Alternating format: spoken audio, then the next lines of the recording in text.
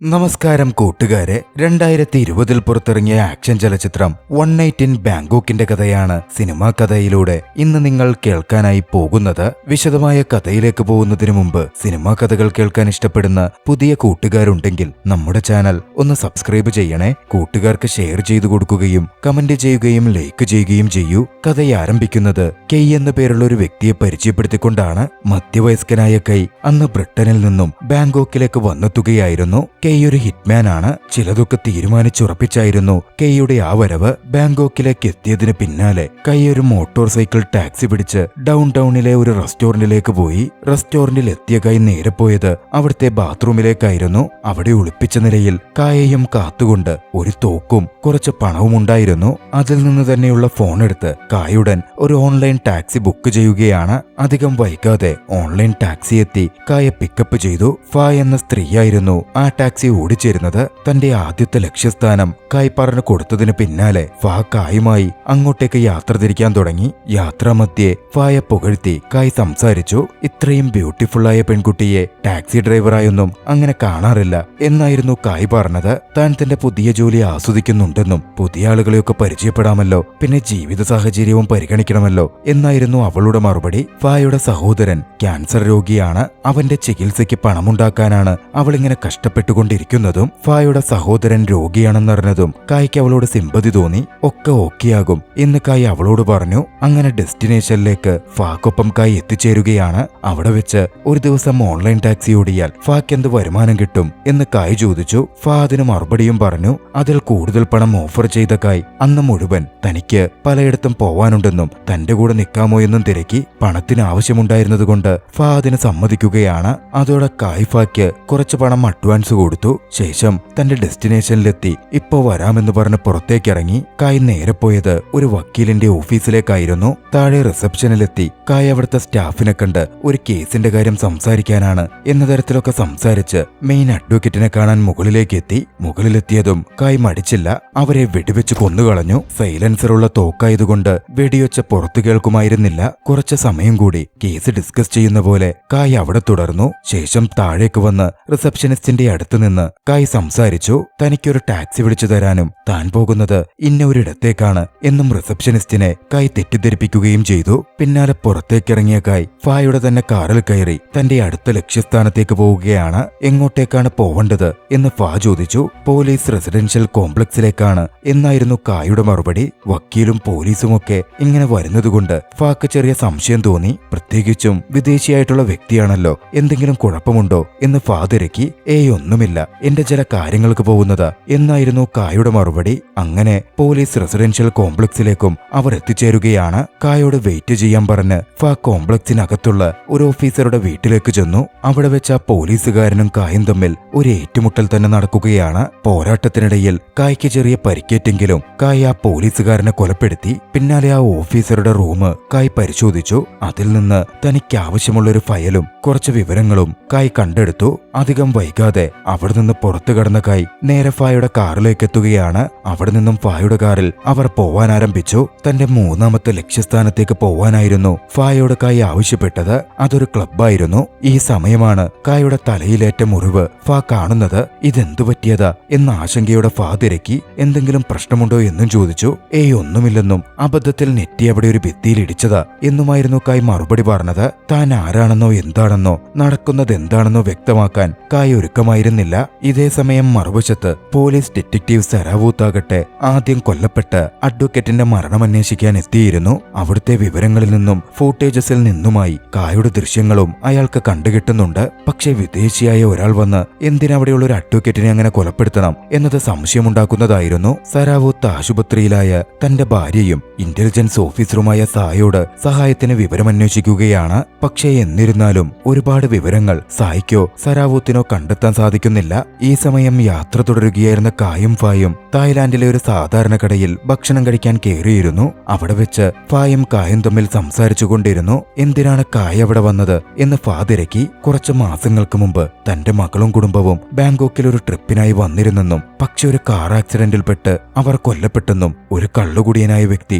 തന്റെ luxury car ഇടിച്ച് അവരെ കൊലപ്പെടുത്തുകയായിരുന്നു. അതിന്റെ ആവശ്യങ്ങൾക്ക് താനിവിടെ എത്തിയത് എന്നും കായ് പറഞ്ഞു. ഫായുടെ മറുപടിയും വന്നു. അതുപോലെ ഒരു അപകടത്തിൽപ്പെട്ട എന്റെ അച്ഛനും അമ്മയും മരിച്ചത് എന്നായിരുന്നു ഫാ വ്യക്തമാക്കിയത്. തന്റെ കഥയൊക്കെ ഫാ പറഞ്ഞെങ്കിലും കായുടെ കുടുംബം മുഴുവൻ കൊല്ലപ്പെട്ടതിൽ ഫായ്ക്ക് സങ്കടമുണ്ടായിരുന്നു. അദ്ദേഹത്തോട് അതൊക്കെ ചോദിച്ചതിന് ഫാ കായോട് ക്ഷമ ചോദിക്കുകയും ചെയ്തു. പിന്നാലെ ഒരു കാര്യം കൂടി ഫാ പറഞ്ഞു. കുറച്ച് മാസങ്ങൾക്ക് മുമ്പ് വിദേശികളായിട്ടുള്ള കുറച്ച് യാത്രക്കാർ എന്റെ കാറിൽ വന്നിരുന്നു. ഇതുപോലൊരു സംഭവത്തിൽ ഒരു അപകടത്തിൽ അവരൊക്കെ കൊല്ലപ്പെട്ടു. എനിക്കും ഒന്നും ചെയ്യാൻ സാധിച്ചില്ല. ഫായുടെ കണ്ണുകൾ വല്ലാതെ നിറഞ്ഞിരുന്നു. കായ അതൊക്കെ നോക്കിക്കണ്ടു. വൈകാതെ ഭക്ഷണമൊക്കെ കഴിച്ച ശേഷം അവർ അവിടെ നിന്ന് അടുത്ത ലക്ഷ്യസ്ഥാനത്തേക്ക് പോവുകയാണ്. കായ്ക്ക് പോവേണ്ടിയിരുന്നത് ഒരു നൈറ്റ് ക്ലബിലേക്കായിരുന്നു. കായുടെ അടുത്ത ടാർഗറ്റ് ഉള്ളത് അവിടെയാണ്. നൈറ്റ് ക്ലബിലെ പണി അല്പം സമയമെടുക്കുമെന്നും അതുകൊണ്ട് വേണമെങ്കിൽ ഒന്ന് പോയിട്ട് വന്നോളൂ എന്നും പറഞ്ഞ് ഫായക്കായി പറഞ്ഞുവിട്ടു. കായ് നൈറ്റ് ക്ലബിന്റെ അകത്തേക്ക് ചെന്നു. അവിടെ ആ നൈറ്റ് ക്ലബിന്റെ ഓണറായ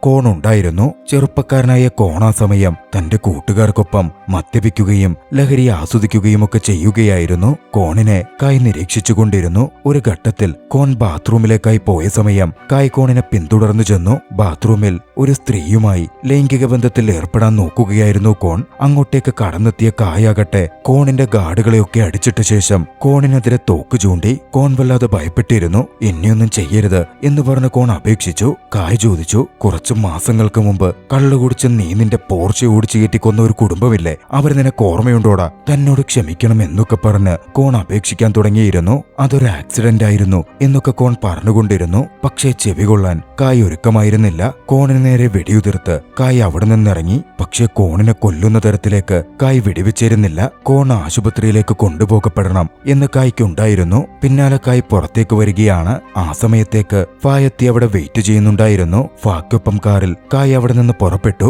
മറുവശത്ത് അപ്പോഴേക്കും സെരാവൂത്തിന്റെ പാർട്ട്ണറായ ഡോം എന്ന ഡിറ്റക്റ്റീവിനും പോലീസുകാരൻ കൊല്ലപ്പെട്ട വിവരമെത്തിയിരുന്നു. അവർ അങ്ങോട്ടേക്ക് ചെന്നു. അവിടെയും ഒരേ പാറ്റേണിൽ സൈലൻസർ ഗൺ ഉപയോഗിച്ച് കൊലപാതകം നടന്നതുകൊണ്ട് കായ് തന്നെയായിരിക്കും അതിനും പിന്നിൽ എന്ന് സെരാവൂത്ത് ഊഹിക്കുകയാണ്. തന്റെ ഭാര്യ സായുടെ സഹായവും സെരാവൂത്ത് അതിൽ പ്രയോജനപ്പെടുത്തുന്നുണ്ട്. പക്ഷേ അങ്ങനൊക്കെയാണെങ്കിലും എന്താണ് ഇതിന്റെ പിന്നിലുള്ള മോട്ടീവ് എന്നപ്പോഴും വ്യക്തമാകുന്നുണ്ടായിരുന്നില്ല. അവിടെ തുടരുമ്പോഴായിരുന്നു സെരാവൂത്തിനും ഡോമിനും നൈറ്റ് ക്ലബിൽ നടന്ന ഷൂട്ടിംഗ് ഇൻസിഡന്റിനെ പറ്റി വിവരം ലഭിക്കുന്നത്. ഷൂട്ടേറ്റ ഓണർ രക്ഷപ്പെട്ടെന്നും ആശുപത്രിയിലേക്ക് മാറ്റപ്പെട്ടു എന്നുകൂടി അവർ അറിഞ്ഞിരുന്നു. മാത്രമല്ല വിറ്റ്നസിന്റെ മൊഴിയിലുള്ളത് ആക്രമിച്ചതൊരു ഫോറിൻ ടൂറിസ്റ്റ് ആണെന്നുമാണ്. അതോടെ അതും കായായിരിക്കും എന്ന് സെരാവൂത്ത് ഊഹിച്ചെടുക്കാൻ തുടങ്ങി. കൂടുതൽ വിവരങ്ങൾക്ക് അയാൾ നേരെ ആശുപത്രിയിലേക്ക് വെച്ചുപിടിച്ചു. മറുവശത്ത് കായാകട്ടെ ഫായോട് ആ സമയം വണ്ടി ആശുപത്രിയിലേക്ക് വിടാൻ പറയുകയായിരുന്നു. ആ യാത്രയിൽ ഫായുടെ വാഹനത്തിൽ തൂക്കിയിട്ടിരുന്ന ഒരു കുരിശുമാലയെപ്പറ്റി കായ് ചോദിച്ചു. ഫാ പറഞ്ഞു, ഞാൻ നേരത്തെ ഭക്ഷണം കഴിച്ചപ്പോ പറഞ്ഞില്ലേ എന്റെ കാറിൽ സഞ്ചരിച്ചിരുന്ന ഒരു കുടുംബം അപകടത്തിൽപ്പെട്ട് കൊല്ലപ്പെട്ട കാര്യം? അതിലെ സ്ത്രീയുടേതായിരുന്നു ഈ മാല. അവർക്ക് വേണ്ടി എന്തെങ്കിലുമൊക്കെ ചെയ്യണമെന്ന് എനിക്കുണ്ടായിരുന്നതാണ്. പക്ഷേ ഇവിടുത്തെ കറപ്റ്റഡ് സിസ്റ്റം അതിലെ പ്രതികളെ രക്ഷപ്പെടുത്തി. അവർക്കെതിരെയൊന്നും നിൽക്കാനുള്ള കഴിവോ ധൈര്യമോ പണമോ എന്റെ പക്കലുണ്ടായിരുന്നില്ല. മാത്രമല്ല ക്യാൻസർ രോഗിയായ എന്റെ അനിയന്റെ പേര് പറഞ്ഞ് അവരെന്നെ ബ്ലാക്ക്മെയിൽ ചെയ്തു. അതുകൊണ്ട് തന്നെ പോലീസുകാർ പറഞ്ഞ പോലെ മൊഴി കൊടുക്കേണ്ട അവസ്ഥ എനിക്ക് വരികയായിരുന്നു. അവർ അതിന് കുറച്ച് പണം തന്നു. അതിനാ ഞാനീ പുതിയ കാർ എടുത്തതും എന്റെ അനിയനെ ഇപ്പോൾ ചികിത്സിക്കുന്നതും. അതൊക്കെ പറയുമ്പോൾ ഫായുടെ കണ്ണുകൾ നിറഞ്ഞിരുന്നു.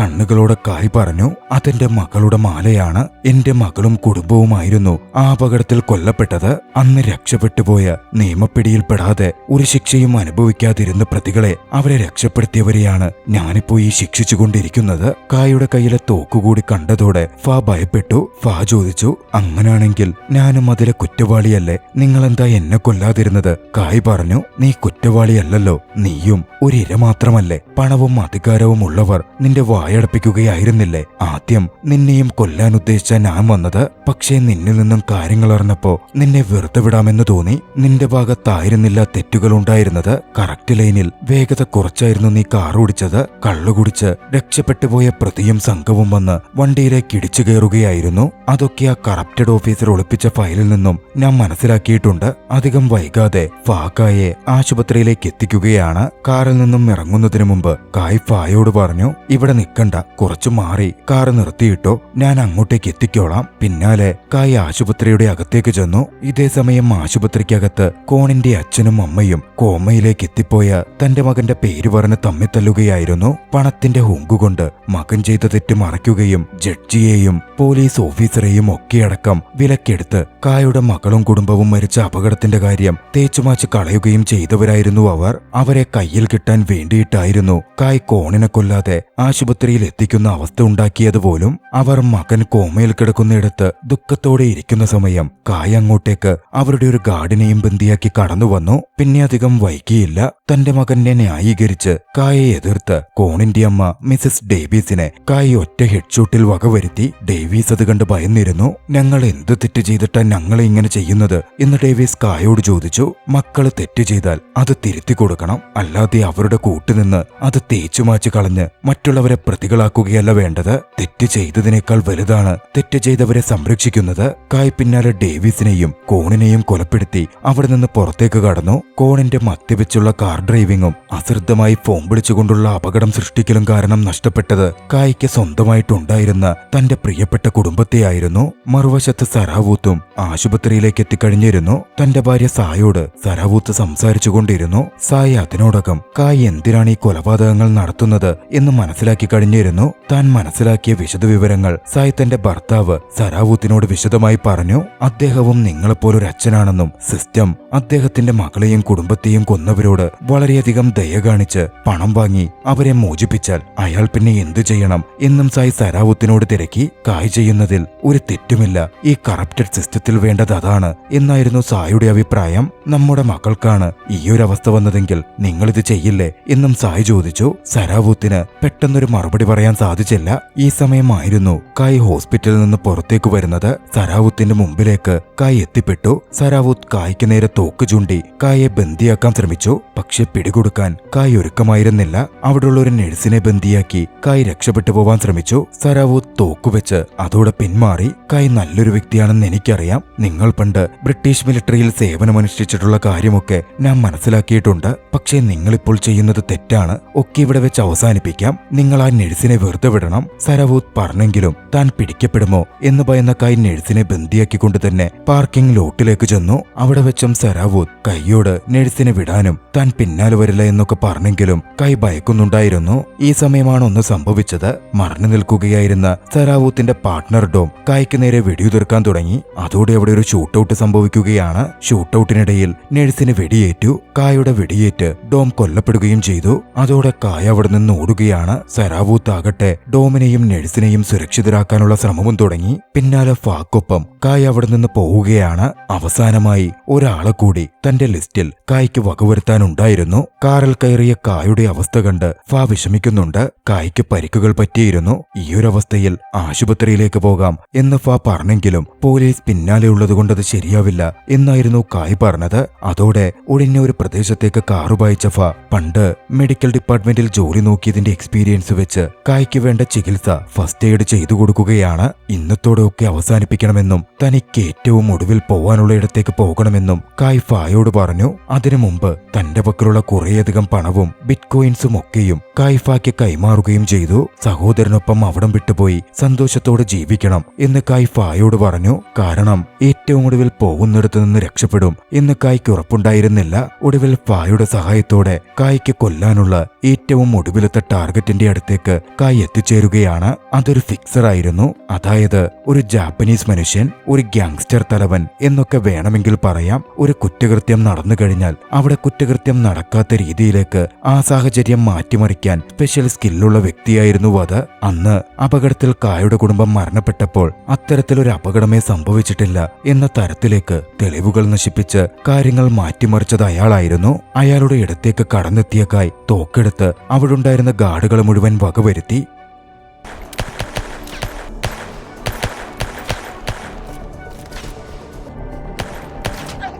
പിന്നാലെ ഫിക്സറായിട്ടുള്ള ജാപ്പനീസ് വ്യക്തിയോട് പുറത്തു വന്ന് നേരിട്ട് ഏറ്റുമുട്ടാൻ വെല്ലുവിളിച്ചു. അയാൾ പുറത്തേക്കെത്തിയതും കായ് ഷൗട്ട് ചെയ്ത് സംസാരിച്ചു നിൽക്കെ തന്നെ അയാൾ കായെ വെടിവെച്ചു. പിന്നാലെ കായും അയാളും തമ്മിൽ വലിയൊരു ഫൈറ്റ് തന്നെ അരങ്ങേറി. പക്ഷേ അവശനിലയിലായ കായ്ക്ക് ചെറുപ്പക്കാരനായ അയാൾക്കെതിരെ പിടിച്ചു നിൽക്കാൻ സാധിക്കുന്നുണ്ടായിരുന്നില്ല. കായുടെ അവസ്ഥ കണ്ട് പുറത്തായിരുന്ന ഫാ അകത്തേക്ക് ഓടിക്കയറി വന്ന് കായെ സപ്പോർട്ട് ചെയ്തു നിന്നു. അയാളാകട്ടെ തോക്കെടുത്ത് കായ്ക്കും ഫാക്കും നേരെ ചൂണ്ടി. കായെ സഹായിച്ച ഫായെ ആദ്യം കൊല്ലുമെന്ന അയാൾ പറയാൻ തുടങ്ങി. ഫായ വെറുതെ വിടണം, അവൾക്കൊരു പങ്കുമില്ലെന്നൊക്കെ കായ് പറഞ്ഞെങ്കിലും അയാൾ അത് കേൾക്കാൻ ഒരുക്കമായിരുന്നില്ല. ഫായയെ വെടിവെച്ചു കൊല്ലാൻ തോക്കെടുത്ത് അയാൾ തയ്യാറായതും പെട്ടെന്ന് അയാളുടെ നെറ്റിയിലേക്ക് ഒരു ബുള്ളറ്റ് തുളഞ്ഞു കയറുകയാണ്. ആ വെടിയുതിർത്തത് അങ്ങോട്ടേക്കെത്തിയ സരാവൂത്ത് ആയിരുന്നു. സരാവൂത്ത് ഫിക്സറായിട്ടുള്ള ആ ഗ്യാങ്സ്റ്റർ നേതാവിനെ കൊലപ്പെടുത്തി പിന്നാലെ അവശനിലയിലുള്ള കായുടെയും ഫായുടെയും അടുത്തേക്കെത്തി. കായ് എന്തുകൊണ്ടാണ് ഇതൊക്കെ പ്രവർത്തിച്ചത് എന്നറിയാവുന്ന സരാവൂത്ത് കായുടെ പക്ഷത്ത് നിൽക്കാനായിരുന്നു ആഗ്രഹിച്ചത്.